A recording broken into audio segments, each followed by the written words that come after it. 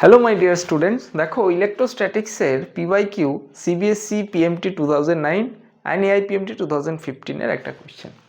The electric potential at a given point x y z is given by the equation, then electric field at that point. Potential দেওয়া আছে, field কী হবে।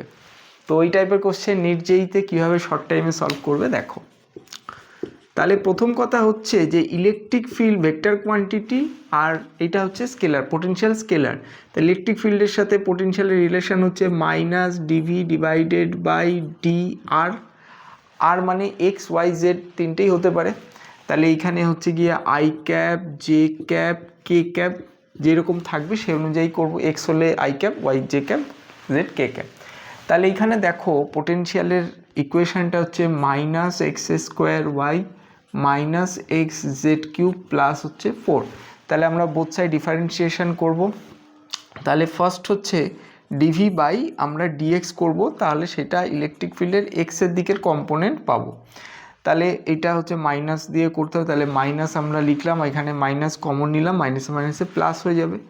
তাহলে এখানে দেখো এক্সের রেসপেক্টে করলে 2xy, এখানে এক্সের রেসপেক্টে করলে জেড কিউব, তার মানে 2xy প্লাস জেড কিউব। এটা হচ্ছে আমরা পেলাম আই ক্যাপ। আমরা কনস্ট্যান্টের ডিফারেন্সিয়েশন জানি 0, তাহলে এইটা আমরা এক্সের পেলাম।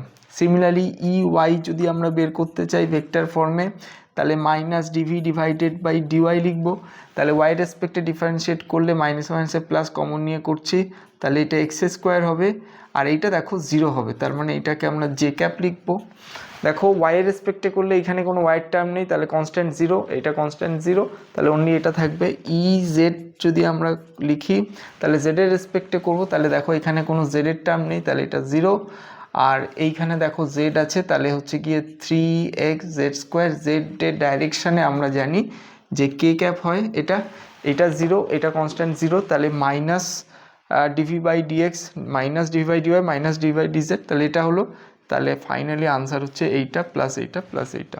তাহলে 2xy Z cube I cap, 2xy plus Z cube I cap, x square J cap, 3x Z square K cap. তার মানে option A is the correct answer. তাহলে দেখলে একদম সিম্পল। Thank you.